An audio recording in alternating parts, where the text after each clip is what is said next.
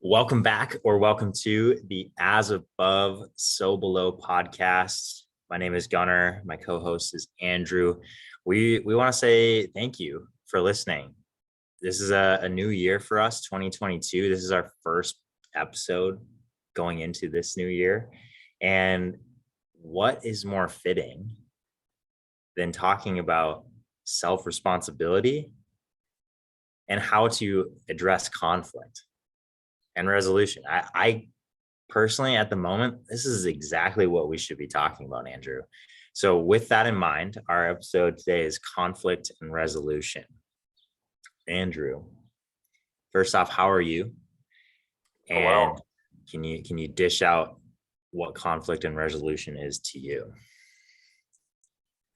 thanks for asking, Gunnar. I'm doing well. As usual, beautiful sunny day here in Southern California. So I'm enjoying that, and we'll be getting outside after our podcast recording today. So I'm really excited to talk about conflict and resolution, as it's something that happens to everyone. It occurs in everybody's life, and how you perceive it and how you deal with it is really important.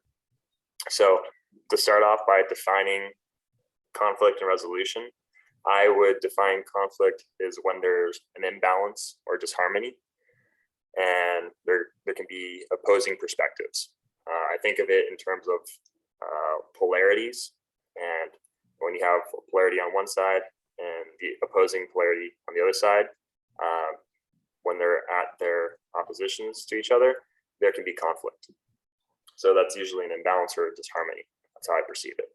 Resolution is a recentering of viewpoints. It is when there is balance and harmony again, meaning that you've taken the polarities, the two ends of the spectrum, and you've been able to bring them back to a harmonious center or a balanced center. And that is how I would look and define conflict and resolution in a way that's meaningful to everyday life. And going a little bit deeper of conflict and resolution, not just what it is, but how it can occur would be the next definition I'd make. And I'd say there's two ways that I perceive conflict and resolution, or specifically conflict. It is internal conflict, meaning it can be a imbalance or a disharmony with oneself, as opposed to an external conflict, which would be a imbalance or disharmony with someone else or some other group of people, something that is external to oneself.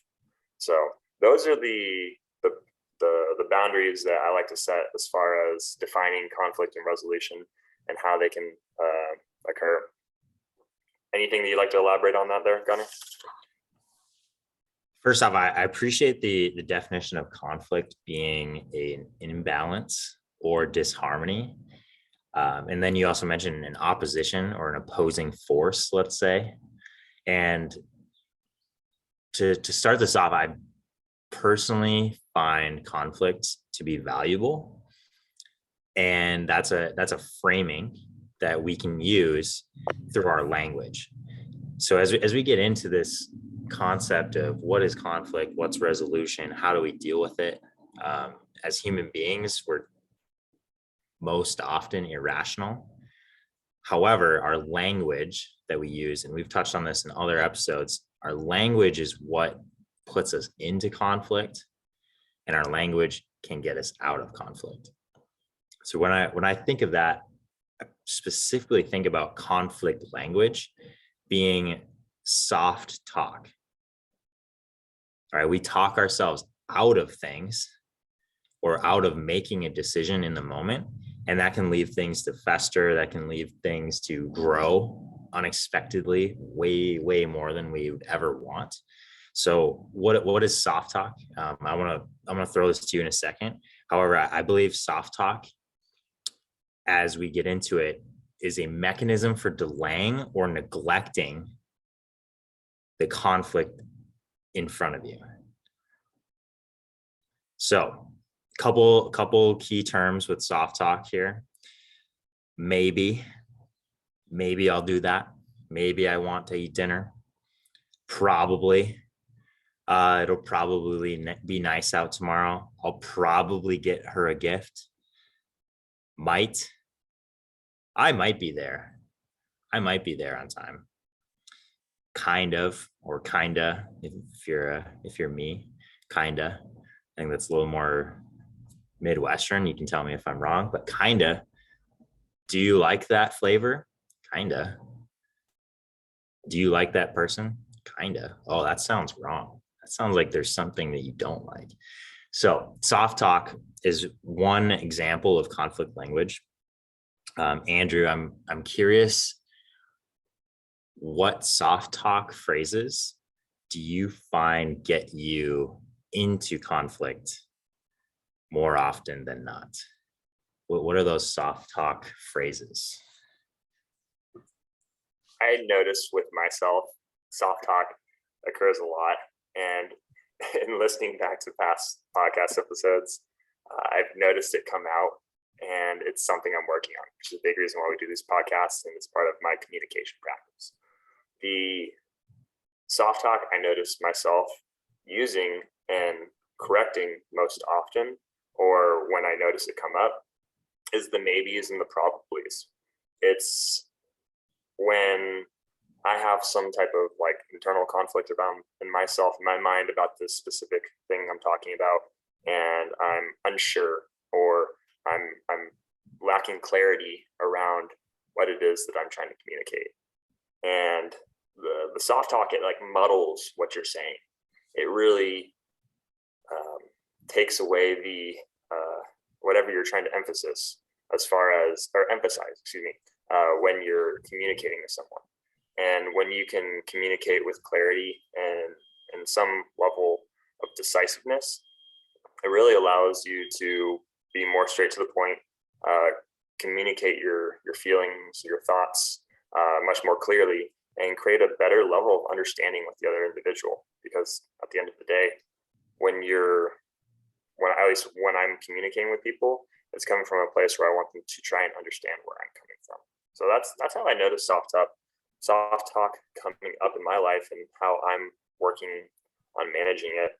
And it's predominantly a process of elimination for me. Meaning there's usually, when I use soft talk, there is it's not a matter of trying to say something different. It's more of a process of eliminating words that are muddling what I'm trying to say, and they're taking away from the meaning and the effectiveness of how I'm trying to communicate it. Totally. I witnessed that in myself. As you were going about that, I thought about two phrases that I've been personally trying to get rid of from my language, and those two phrases are "I hope" and "I wish." What is that? Oh, so such a powerful game changer when you can eliminate that type of language. Right. So it's something as simple as "I hope you have a great day." Where does that hope come from? What if I just told you, "Have a great day"? You feel that. Have a great day. Go out there, do what you need to do. Conflict resolved. Boom, just like that. So the difference there that I want to highlight, Andrew was touching on this, he made some excellent points, is when we can remove soft talk, this kind of quagmire of we don't know what we're saying, to something solid, right? The antidote of soft talk is solid talk. And when we think about solid talk, it's saying what we mean to say. How do we get to know ourselves to say what we mean to say? I think I caught myself there. That is also a soft talk phrase. I know when I am assertive with my language, wink, wink, when I'm assertive with my language, I can get things done far easier because I don't have any extra thoughts going on with any of it. It's there. I know what I have to do. Do the laundry. Not, I hope I do the laundry today. I just solved it, right? We have soft talk. We can get rid of it, and then into solid talk. And we start to understand then, what is the conflict?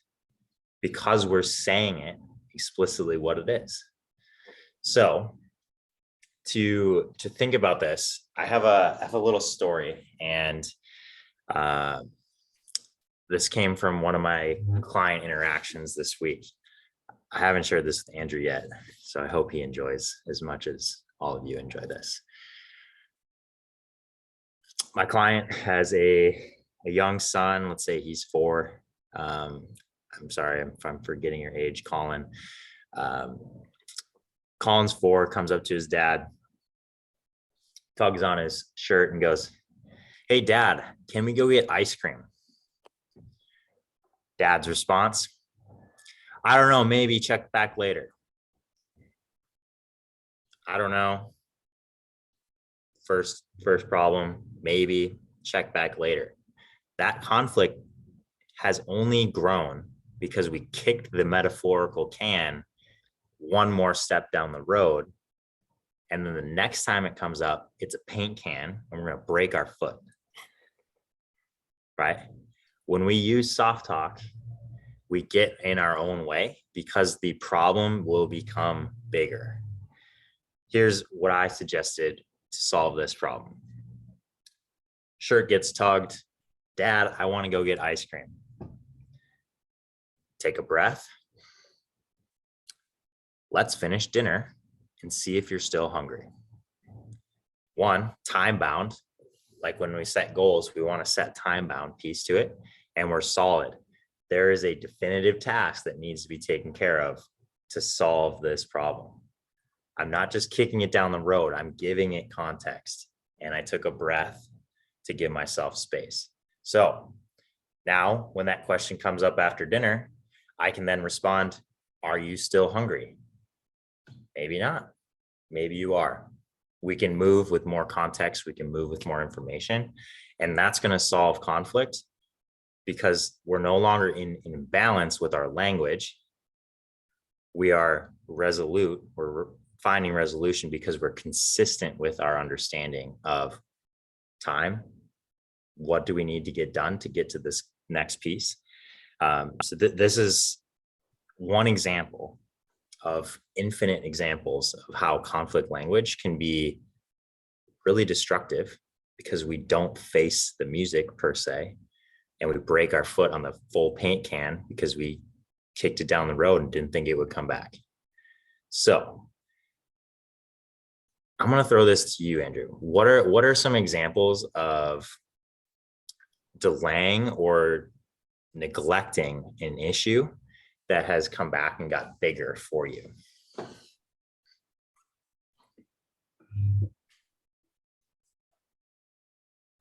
That's a good question. I think about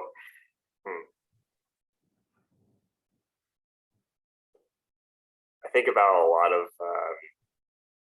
things like in my personal relationship, like with my partner, because it's a constant practice trying to show up as the best person you can while managing all the other responsibilities that we have in life. For me, recently, it was focused more so around spending quality time with my partner and realizing, okay, we live together, we see each other on a regular basis, and it's easy to go through the motions of just seeing each other in passing, or when whether it's the morning or the evening, as opposed to sitting down or not sitting down, but making space to spend quality time together.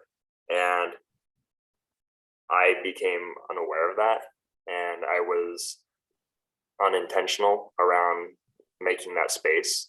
And it came to a head recently, and there was a conversation that had to be said around why certain needs weren't being met, and how it is important to make sure I spend that time, or that I create that time with my partner, so we can feel a level of connection and love between each other. And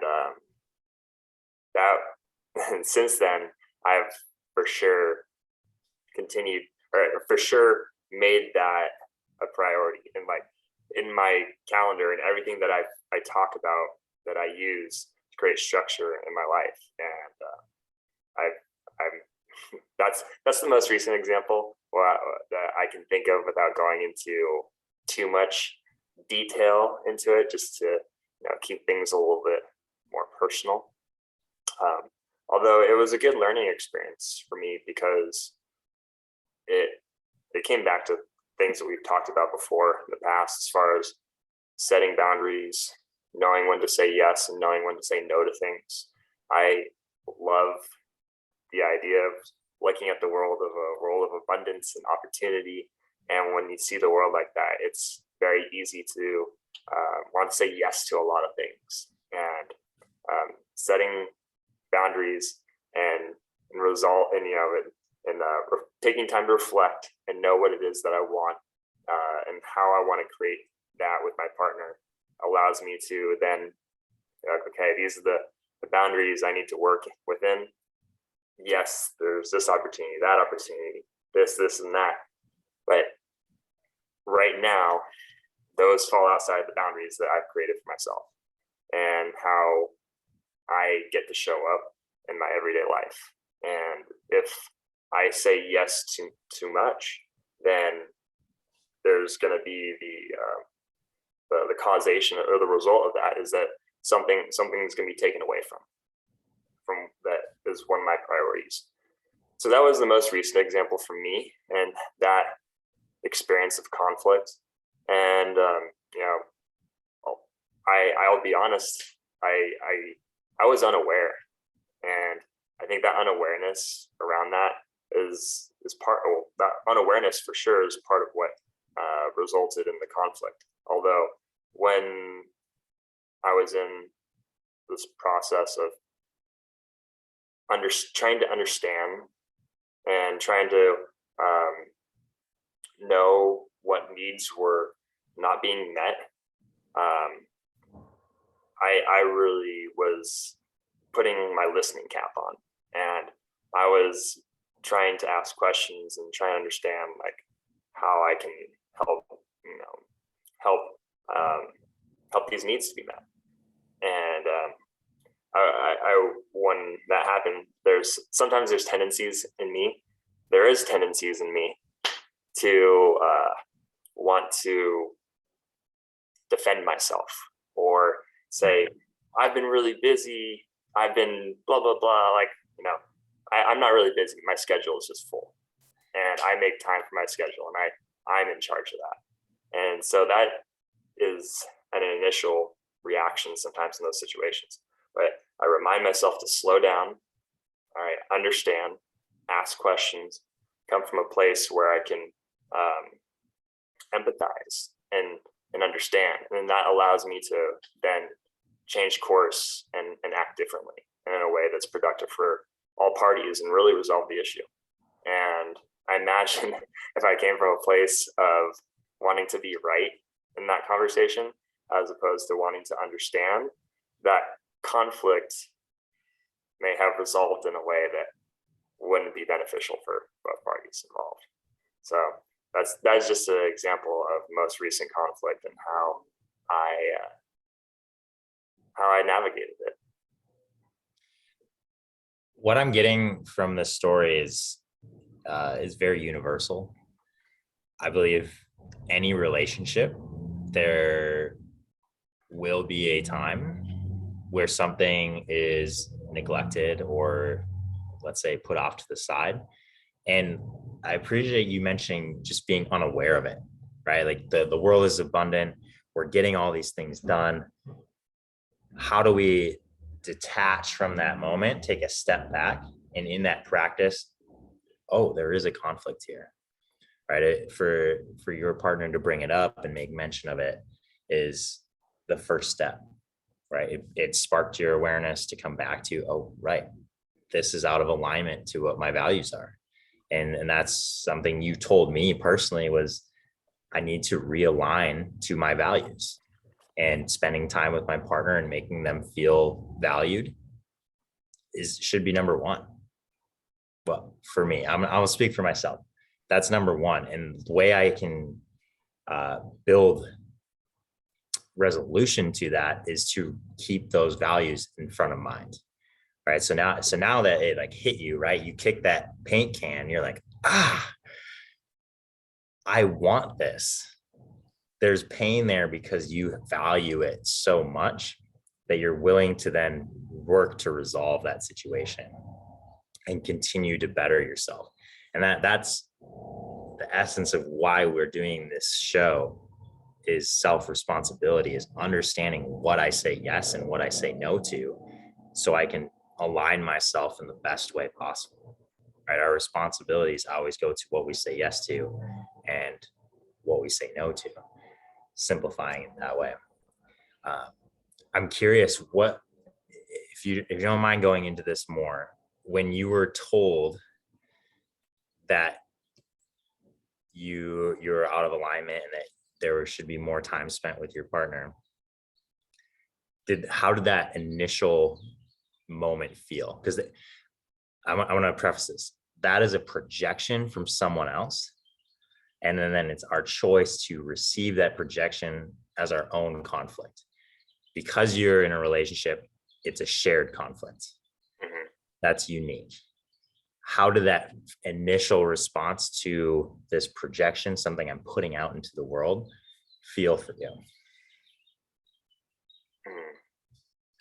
The initial feeling was confusion,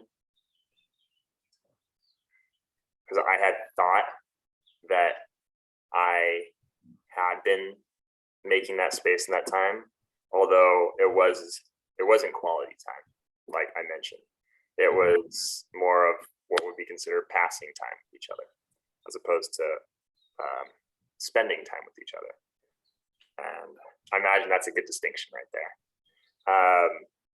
especially for those people listening who are in relationships. So at first there was confusion, and then I realized that, shortly thereafter, maybe like 5 to 10 seconds, let's say, it wasn't a very long period of time, I realized, excuse me, that I had been overextending myself in terms of what I said yes to, and instantly realized that the way I'm currently operating is not sustainable if I want to continue to maintain the harmony in my relationship and have it be a relationship that serves everyone's needs and desires. So that confusion was the visceral reaction. And then it transformed into what I would call compassion. I chose to look at it from a different angle and try and understand the point of view that my partner was communicating with me. And then I realized in those moments of reflection while I was after listening and reflecting on what she said, I realized it's like, yes, you are right. I am out of alignment right now. This is important to me. And the conversation began to try and remedy the situation. And the situation was remedied. Well said. Well said. So to go back to these larger terms, and I believe we've touched on them in other episodes, is that projection was put out there. Mm-hmm. You had the opportunity then to either react and say, no, that's wrong, I've been giving you enough time and attention, Mm-hmm. or you can observe that, take it in, give it a few seconds, and reflect. Mm-hmm. So those are the two terms, project and reflect.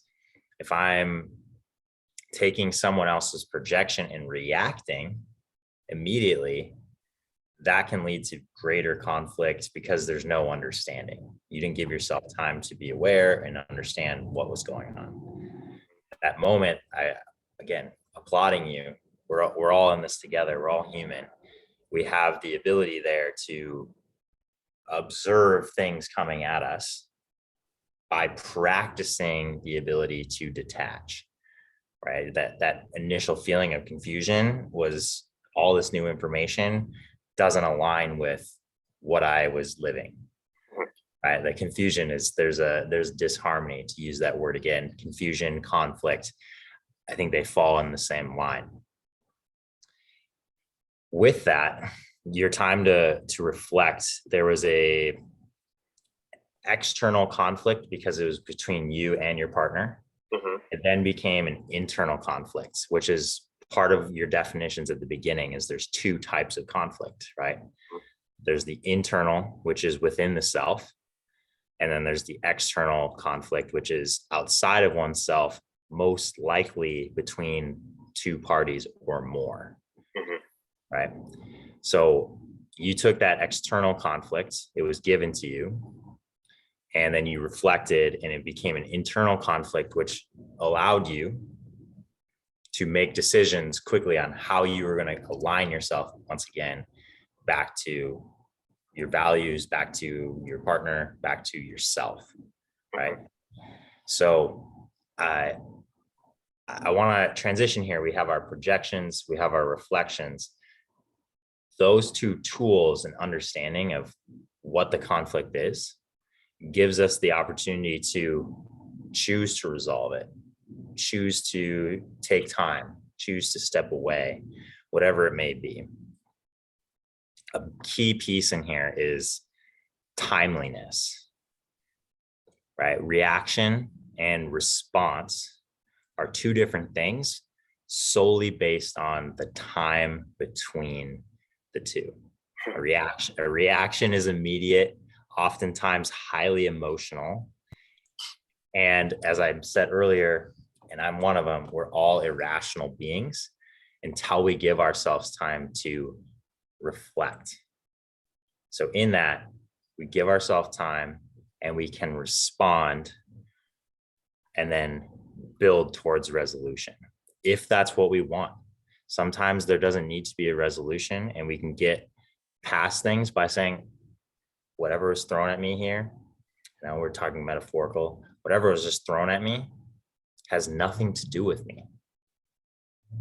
That's another thing with projections is this projection actually true? Am I giving myself time to assess that projection? That's reflection there, and say, I no longer need to be a part of that.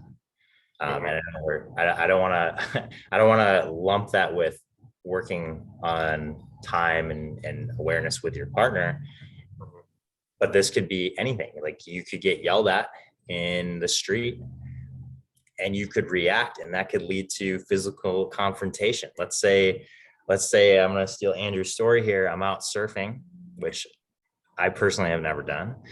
I'm out surfing and I hit this big barrel, like whoopah, and I lose my board. I get barreled, and the board comes a near miss to another surfer, and that guy decides to react and go all out full mode projection that I'm a bad person because I just hit this wicked barrel, right? I wish it was exactly like that. No. But yeah, I can also react, or I can say, this isn't my fight. That takes a little bit of time. It could be half a second, it could be 5 minutes, it could be a year. Whatever that time is necessary for you to reflect, it is going to be worth it, because conflict is worth resolving. Yeah. I'd say that story is accurate, minus the hyperbole in there. Although,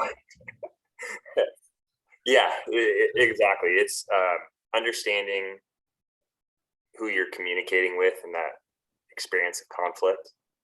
Are they listening to be right, or are they projecting? Which is really, when it's in that kind of situation, there was next to no familiarity with the person. Then I think this is a mostly true story. I'd say, yeah, with the exception of getting barreled. Hey, I thought I would give you some boost. Believe in yourself. I appreciate that. When I do a revisionist history in my mind of how I portray that situation, or portray that experience. And now I've changed the experience getting barreled before the conflict occurred. So yes, I like that. That's a much better way of looking at it. But no, the person was uninterested in having any productive conversation other than to berate me. And when I realized that, the person was had no desire to understand where I was coming from and what happened in that situation, and how there was really like no intention for this to happen, but it did. I realized the best situation was just to walk away, because that was the only resolution I saw occurring that wouldn't, how would I say this? That was the only solution I saw to that situation, because I had the ability to, in that moment, realize, okay, this conflict that's occurring right now is not necessary for me personally, and I'm willing to walk away. And initially, there's always, for me, at least in those moments, there's always that initial reaction, right? There's that ego where it's like the ego and Andrew wants to be like, what the fuck? But obviously making a little space in that situation, creating physical distance too in that conflict as well. Like, I think in that specific situation, especially when there's a potential for physical violence, as to understand where your body language is and what your positioning is to the person. That's a whole another completely different topic and conversation right there. Although I instantly, when I was realizing what was going on, I chose to angle my body language away from the person. I was no longer in a confrontational position straight on to the individual. And I just was I asked a couple questions, what happened, what's going on, and the guy had no desire to really have engage in the conversation. And that's when I realized it's just walk away or paddle away and just go on to live another day, because this whole situation, what it could escalate to, is not worth it. Again, well said. My apologies if you hear the sirens in the background. Listening to learn versus listening to be right is really a beautiful, I'll give it a second.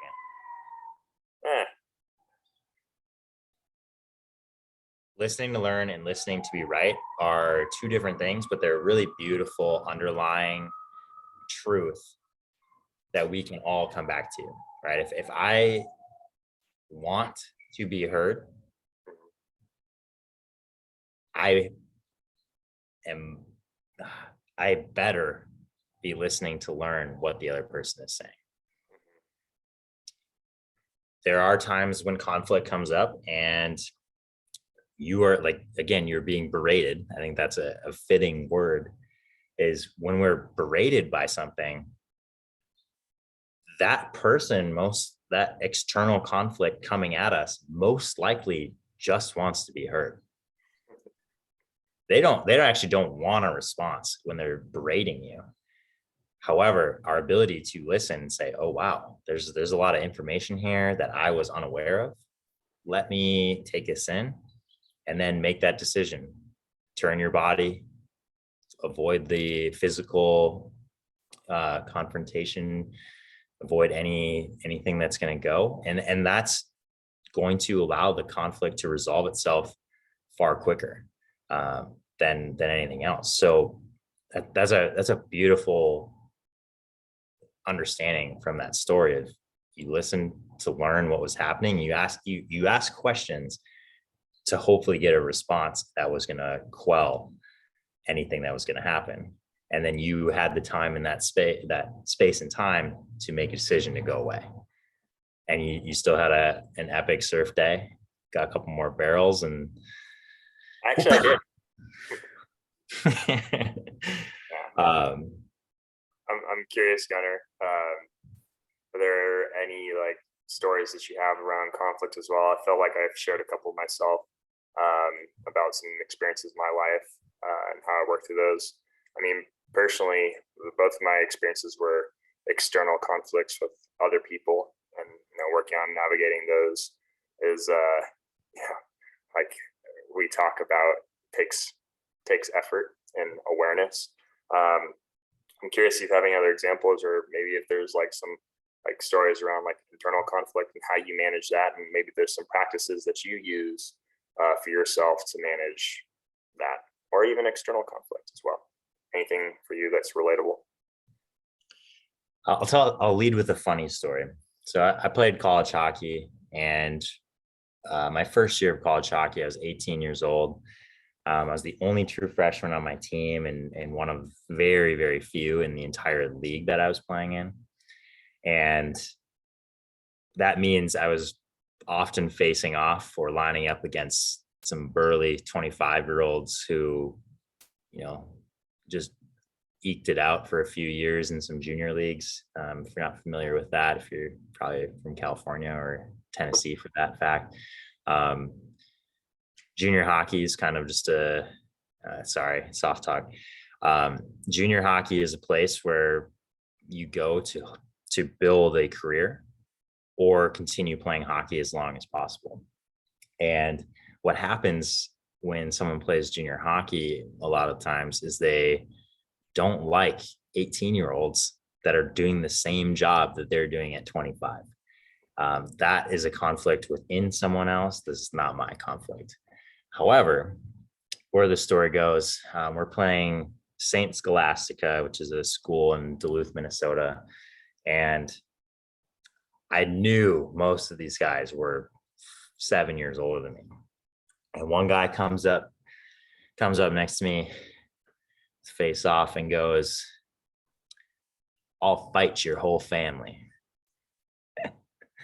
I can't say that without laughing. So I'll fight your whole family. And I looked at him. I wouldn't do this now because of some personal practices. My response was, "You don't know who my family or you don't know who's in my family," and then turned away, and we played the rest of the game and nothing happened. But I found that to be really interesting because I was projected upon, like, this guy thinks he owns me. And I was confident enough in that moment to know who I am, know who my family is in this situation, and go, "You don't want this, boy. You don't want this conflict, because there's only one resolution, and it doesn't look good for you." So that's one that's one thing. Can I ask you a question about that story? Please. Did you guys win the game? We probably did not. No, we did not. This was like very early in that year, and we went, I think, 0-14 to start the year. It was a tough year, but I learned a lot. I learned a lot from that situation about who I am and what I value. So that's a funny story of an external conflict. Another one that comes to mind in a more serious tone is I'm a coach, and I worked in a gym for a long time, and I allowed a conflict to keep coming up. This is at a time when I was less aware of my language and how I allowed things to stay in a conflict or in my purview. I was saying, "Okay, we can talk about this again. We can talk about this again." And this conversation kept coming back to me, where all I was told was that I was a bad person and I was disloyal, which I know now is untrue. That was a projection, an insecurity on another person's side or another entity's situation. And in that conflict, I eventually got to a point, after just letting this keep crashing into me and feeling worse about who I am as a person, without realizing how much good I had done helping people in their business, coaching, giving my time for free for years. And I realized in myself that conflict, although I thought it was external, really came down to me. And it came down to me saying, I'm done having these conversations. These are unproductive and it's not worth my time. And where I am now, I have my own coaching practice. And this is a major lesson that I pull from every single session that I do is this right for me? And am I allowing someone else's conflict to determine how I view myself? Right. So in that, I don't want to say there has to be, but there's a practice of understanding what's true for yourself. And for me, it was, I did everything I could for every client that walked into their door and viewed me as the expert in that situation or the person that was going to protect them and teach them the right things. I have to carry that forward as my awareness of the situation when another conflict arises. What have I done to maybe upset someone? Maybe I had nothing to do with upsetting someone. And then this is all about that time and space, right? Giving myself time to think, all right, is this truly my issue?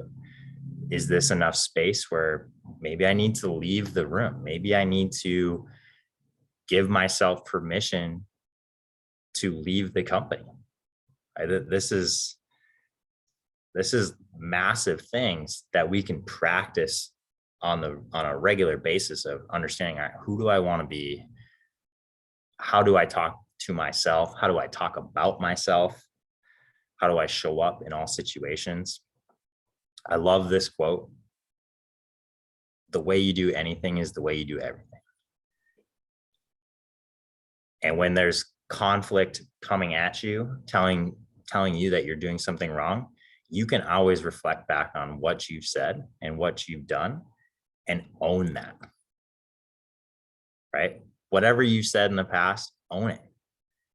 Because conflict will only grow if you deny what you've done or what you've said. So in that, this is a long story. I don't see any extra information that needs to be said here, but I believe it comes down to two things: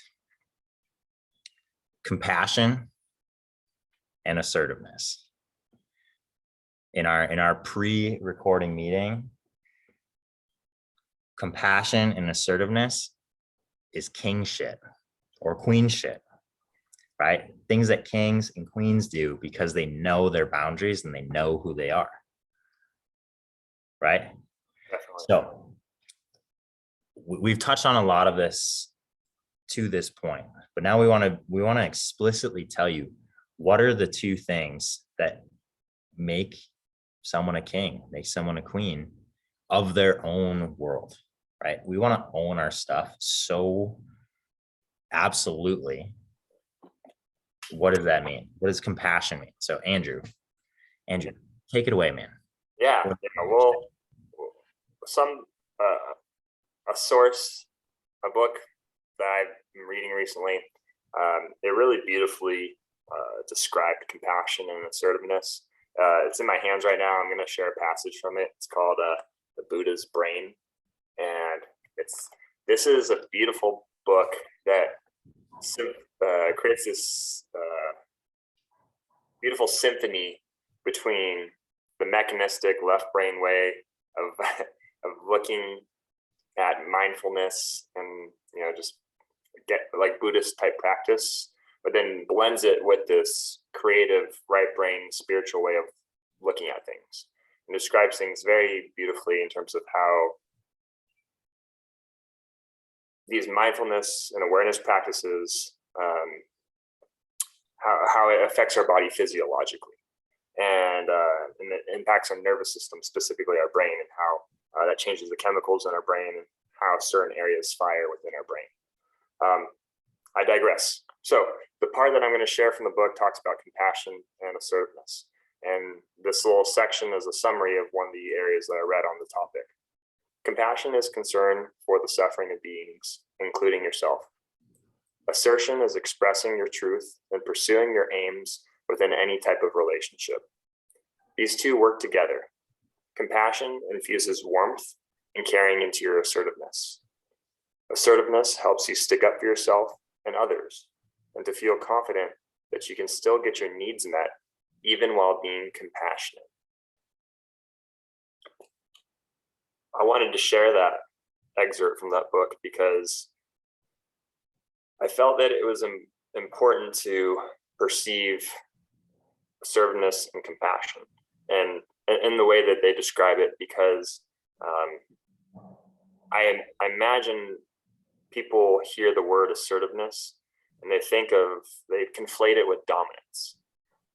And dominance meaning that you're exerting your will over someone else in direct opposition for what they want, right? Or what they may desire. Assertion is really, it comes back to first understanding thyself, understanding yourself. And that takes reflection. And to have a strong level of assertiveness requires you to understand and know yourself well. And that takes reflection, and that takes resolving internal conflict through a lot of the practices that we talk about, journaling, mantras, all different ways of reflecting. And when you have made the space for reflection and you have a strong belief about your desires and what it is that you want to have, you have created the boundaries that allow you to assert yourself or in a way that's allows you to have your needs be met. And I felt that segment beautifully described that, because everyone has needs. We need to assert ourselves in situations where needs are not being met. It doesn't mean we need to dominate or overwhelm the opposition. It means that we need to come from a place of compassion, because we understand that to have compassion, you need to understand where the other person's coming from. There needs to be a level of empathy. And so you empathize and you understand where the other person's coming from. Hey, I understand what you're saying, X, Y, and Z, right? And I get it. And these are the things that I also need too. Those are the things that you need, and these are the things that I need. How can we come together and find a level of compromise or agreement so both of our needs are being met? And if you never took the time to reflect and understand what it is that you need, you don't have the ability to assert yourself in a way that gets you closer to the things that you want and is productive for you. And if you never assert yourself, and that's called being bullied in a way. It's like someone is asserting their needs and their desires over yours. And if you find yourself in a position of being bullied all the time and you don't assert yourself for when your needs are not being met, and I mean, bullying might be not necessarily the correct word to use. I think it's generally accurate, but it can vary in the context of the situation. But when your needs are not being met, that just comes back and it creates more internal conflict. And it's kind of like I could think of it like as a cycle. So that cycle stops when you take the space to reflect, know what you want, and then be able to communicate what you want to the person directly in opposition to you in a way where both of you can understand that, and then find a strategy or a way where you can both get what you want. And those are my thoughts on assertiveness and compassion. And it's like this, I use the metaphor again, like this beautiful symphony between the two. And compassion, like I wrote this down and I like this a lot. Reflection is the antidote to internal conflict. And then compassion is the antidote to external conflict. But I'd say compassion and reflection is the antidote to internal conflict, because we should have compassion for ourselves as well as for others. Although, the more compassion you can have for other people, the easier it is to resolve the external conflict, because at the end of the day, you can only do what's within your control. You can't change the other individual, but you can understand where they're coming from through compassion and empathy.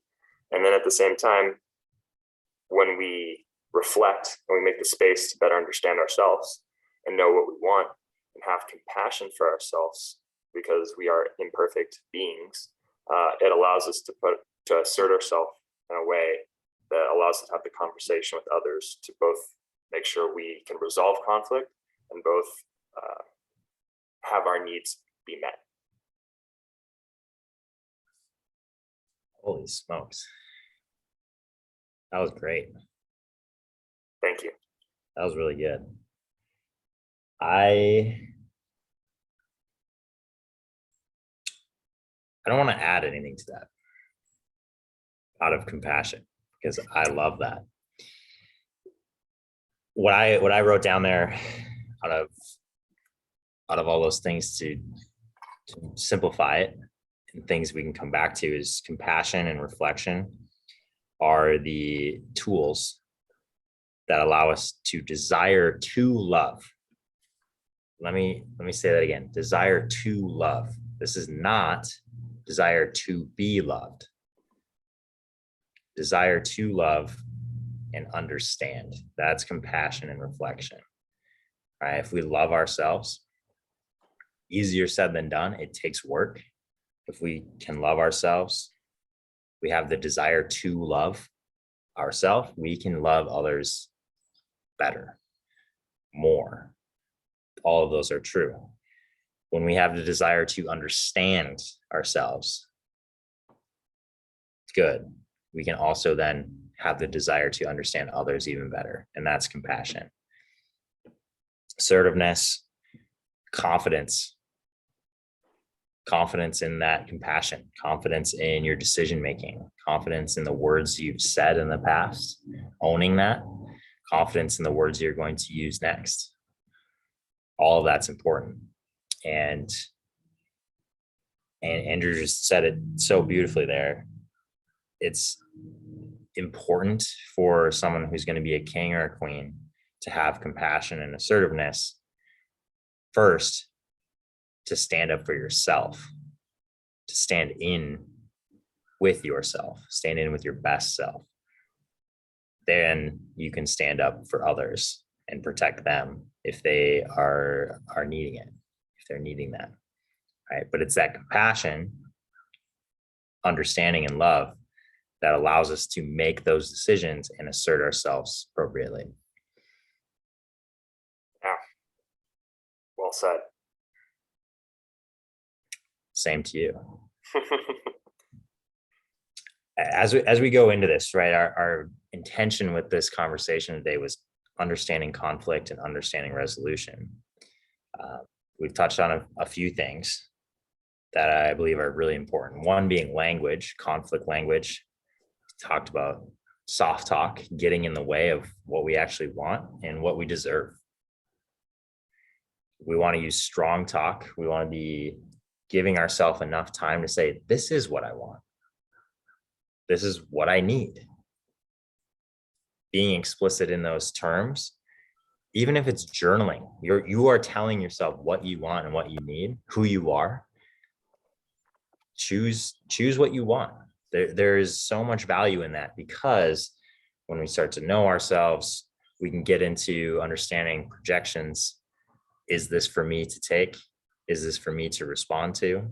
If so, how am I going to respond? We have our values in line. We have our responsibilities in check. And then we have that balance between internal and external. If you choose to take someone's projection, which is an external conflict, that then becomes an internal conflict. And you have the tools then of, am I here to love and understand with compassion? Yes. How can I balance that with putting myself in the situation and trying to resolve if that's the right course to go? One thing that ties this all together that we haven't specifically touched on yet are emotions. Most of the time, conflict may not last. Most of the time. Conflicts do last. Those are the ones that we think back to. However, we have conflicts all the time. And a lot of time, it comes down to the emotions that we're experiencing. Emotions, if we break that word, expand it, is energy in motion. Motion is the key piece there because it's moving. It is impermanent. It's not constant. Emotions are not permanent. However, conflict can be heightened. It can be exacerbated when emotions are leading conversation. Emotions are valid.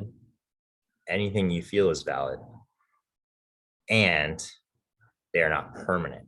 Right? We are not our emotions. We are not all of these things that we perceive. We are more than that. We are human beings. We're rational. We're also full of the capacity to love and understand, and then also the confidence to make decisions. So if emotions are not present and not permanent, it is up to us to create space and allow those emotions to change and give ourselves perspective, right? If that conflict seems so great because the emotions are hot, emotions are heavy, maybe there's multiple people with high emotions involved, are you equipped? I imagine by listening to this, you are equipped with the ability to create space, take a breath, gather the information and understand, is this a conflict I need to be involved in? Yes, no. You make the decision from there and assert yourself as necessary. I think that, yeah, I like what you said with the emotions. It reminds me of a book I read last year called The Untethered Soul, and they talk about emotions. And hey, right there, you got it. And Michael Singer.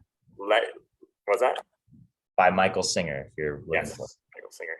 And the notion of letting things go, and letting things go is kind of like this cleansing process where it's like you just let go of it. You let these feelings, these emotions that you have pass through you. And I imagine that's a practice that takes time. Like you said, there's when you make space from what you would say what the initial reaction would be to then how you could respond. The longer you can make that space and come from a position of compassion and understanding, I imagine the easier it is to let things go. If you feel, for example, that someone has slighted you in a way and you hold on to that and you hold on to it, I think in the book they described it as drinking poison and expecting someone else to die, right? So the more you can work on letting it go and letting those things pass through you, the less poison you'll be drinking and expecting someone else to die from it. And it's a practice for sure, because we're all humans, and those emotions, those feelings of emotions we have in those moments, they're very strong. And that's I really like, actually, it reminds me of one other thing I just want to share for the end of this podcast. It reminds me of this expression I heard from this guy named Max Schenk, and he talks about the brain, because this was called the triune brain, where we have the reptilian brain, we have the mammalian brain, and then we have like the prefrontal cortex, which he calls the wizard brain. And when we are in those moments, and I'll say also, if you want to have a cool understanding of that, read this book because it explains all the mechanisms that go on with the brain. Buddha's brain, referencing. It explains all this in much better detail than I will. But basically, when you're in that emotional state of reacting to that situation, is when you're in that reptilian brain. There's no higher order thinking going on. It's pure animal instinct that's occurring right there. But the more space you can get, the more you can evolve from that reptilian brain to the next level, which is the mammalian brain, and then ultimately to that highest level brain, which is that wizard brain, that prefrontal cortex, that allows you to operate from a logical, more rational, compassionate place, and a place from understanding, or empathy and understanding, right? Although if we only are operating on that reptilian brain, we're going to lash out and react and let that take over, as opposed to allowing higher order thinking to occur. He had an expression around that whole thing too. He said, like, feed the lizard, love the mammal, and then so you can release the wizard. I butchered it. I'm not sure. Have you heard that podcast, Gunnar? Yeah, I know exactly what you're talking about. You remember what the expression was? Well, I know it ends with free the wizard. Yeah, it's basically secure the lizard. Yep. Love the mammal so you can free the wizard. When you can come from a place of have security, so that helps manage the reptilian brain from the way he described it. When you have love in your life, that nourishes that mammalian brain. When you have those two things taken care of, then that allows you to operate at that higher order level of thinking where you can basically operate from that wizard brain. So when you have those things taken care of, it allows you to be more in that wizard space and allows you to be more intentional about how you live your life. Well said. Yeah. Said. In conclusion, we understand what conflict is. It's an imbalance or disharmony. There's opposition. Oftentimes, opposition is within ourselves. That can come back to our language. If we want to have resolution, which I believe is a key tenet to being a human, being a irrational person, working towards that rational wizard, it's important to understand what we say and what its meaning is, both to ourselves and to others who may be taking it in. We are in a world of projections. Social media is a massive projection machine, and it can envelop us, and it's really dangerous if unchecked. So practicing things we've talked about today, creating space, creating physical distance from something that may be upsetting, that may be conflict, maybe a physical manifestation of conflict, whatever it is, that space and that time to reflect will get us to a place where we can love and understand and have that compassion, and then assert ourselves logically, right? The wizard, I believe, has a lot to do with asserting ourselves in the way we want. And that's key. Confidence in our decision making, confidence in our words said and the words that we're going to use next. And then realize emotions are not permanent. If you feel like a conflict is really, really great, give it that space, give it that time. Emotions will change, perspectives will change, and we'll be better for it. We'll be resolute. That was a great conclusion. Thank you. I did a really, really intentional job with my note taking today. And that may be something we talk about in the future, is note taking. Who knows?